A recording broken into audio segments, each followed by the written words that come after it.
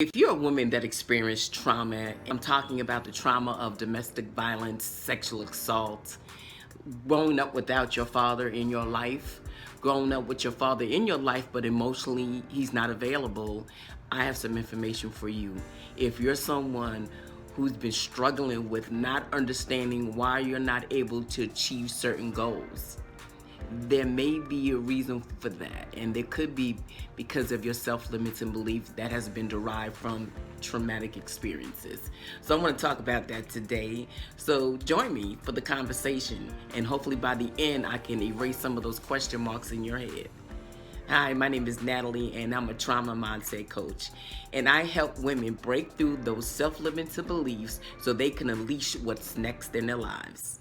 We create our beliefs as young children. We develop our beliefs based on what we see, what we were told, and what we experience. And as we grow up, what we do is we begin to invite and create a life based on those beliefs. When we go through traumatic experiences, we have to develop some forms of belief in order for us to survive the abuse. What happens then is for those like me who overcome domestic violence situations, who come out of those situations that were abusive, what happens is that we start looking for ways to improve our lives, and then we get stuck. We don't understand why we bypass opportunities. We don't understand why we move forward with certain goals, and then all of a sudden we begin to move backwards, or we begin to stand still, and then we just don't move at all, and we never get to that goal, and we get frustrated. And I know this firsthand because this has been in my experience. You know, I'm a woman who experienced trauma. I've experienced trauma of childhood sexual assault, trauma of domestic violence relationships, several, and the trauma of being raised without my father and how that negatively impacted my life. And as a result, no matter how intelligent I knew I was, no matter how gifted, no matter what vision I had for my life, that belief that I developed as a child growing up, which told me that I wasn't worthy, that I wasn't valuable, those beliefs, among other beliefs, stopped me continually from moving forward. And I didn't even know that. I didn't recognize that. But what I didn't understand years ago, that a lot of those self-sabotaging behaviors was happening subconsciously, meaning that you are not aware of it. It's like you move on automatic pilot and your movement is taking you away from your goal.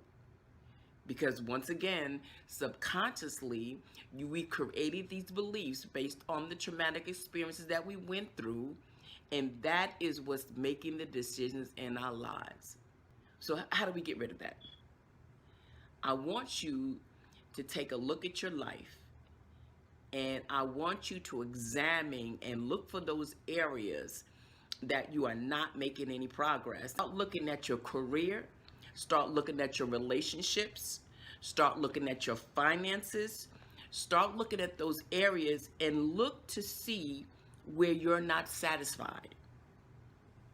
And there is a high chance that is the place, or the places, that is holding your self-limiting beliefs. It's time to begin to bring them out of hiding. And that's why I became a mindset coach, because I had those experiences. And I've been able to overcome through processes that I went through. And so I developed a coaching programs to help women like me be able to take steps to work through those unresolved traumas, because it's possible no matter what happened in your life. Once again, I want to say this: your limiting beliefs are hiding out in those places that you are not seeing the results that you want to see. Right? So I want to share some more about self-limiting belief in a real and practical way.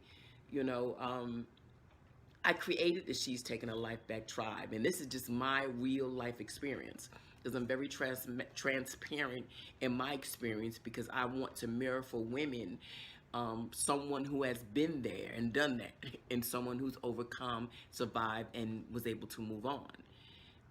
And not that I've I've completely worked out my self-limiting belief, but through the programming that I've learned in my own life, I've set up myself that anytime that I know that I'm about to embark on goals, my antennas immediately go up and I start kicking in all these tools and all these concepts that I've learned along the way. Because that is the time that a lot of people experience self-sabotage. You know, that is the time that those self-limiting beliefs start kicking up on a high level. They start really resonating in your mind and they take over those thoughts that you have come together and made decisions about how you're moving forward. Those beliefs start to really wind itself up. So I've learned to be prepared ahead of time. When I know I'm about to make some changes, I prepare with the concept and the tools and the things that I've learned along the way. And I want to share those with you.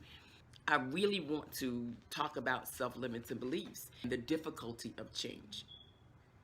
When people hear the word self-limiting belief, they automatically attach a negative connotation to it. And I get it. You know, we're talking about limiting, stopping, you know, and when people start hearing those kinds of words or even ourselves in the category of that doesn't apply to me, because with those traumatic experiences, with those negative connotations, you know, there's judgments that comes along with it. And there's a admitting of not having what it takes to get there. And that's shameful for some people, particularly if you're somebody experienced trauma and you've heard those negative talks around you as a child in your household, in your relationships. We try to distance ourselves from that. But I want to share with you, when we talk about change, in any form of change, we have to really admit the fact that what we're doing so far has not worked. We have to admit that. You know, we also have to admit to there may be a possibility that you have a self-limiting belief. Because I remember in my life, I didn't want to subscribe to like I was limited. You know, I told myself I was powerful. You know, I was wonderfully made. I'm intelligent. Look at my life. Look at the things I've been able to accomplish. But when I start looking at this area over here, I couldn't figure out why I wasn't successful in those areas. Why? Like, for example, like years ago, after having repeated domestic violence relationships, I had to step back and ask myself, you know, who was the common denominator in them all? That was a tough question because that required that I had to look in the mirror. And not everybody can do that. But I wanted to change to happen so much in my life so badly that if I was going to take another route to get there, even if it was uncomfortable, even if it required me to look in the mirror and get real with myself and admit that, you know, maybe it's a possibility that I have some other negative stuff going on. Because the reality is, no matter what I did, no matter what I tried, there were just goals that I wasn't able to achieve. And I could not understand why. Because I'm intelligent, I'm quite capable.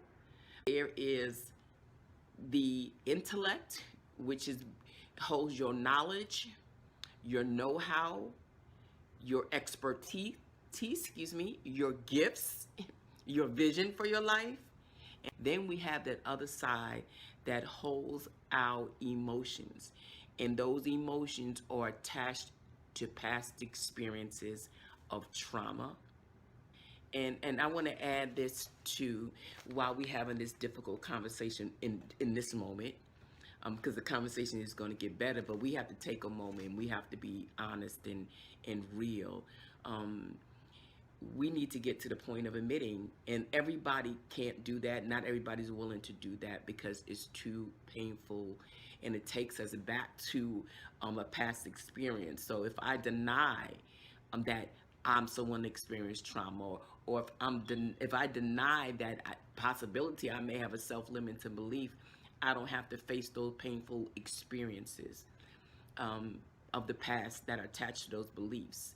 But the thing with that, women, you're going to continue to be stuck. You're going to continue to struggle with why you're not able to achieve goals. So I dared to look in that mirror and I dared to say, let me just explore the possibility of maybe there's some negative stuff going on in my belief system, in my mindset, about myself to feel those feelings. And as uncomfortable as it were at times, when I got through it, it allowed me to understand that these are feelings. Yes, they feel uncomfortable, but we do get past them. And once we get past them, we have dropped things in our toolbox that prepares us for the journey to continue. So I just want to share that with you because if you really want to change your life, and if you really are ready to explore the possibility that your traumatic experience is really stopping you, continue to join me. I have so much to share as a mindset coach, a trauma mindset coach with you ladies. So join me next week because I'm going to talk about how do we learn to identify those self-limiting beliefs. I want to share so much with you because you can change your life.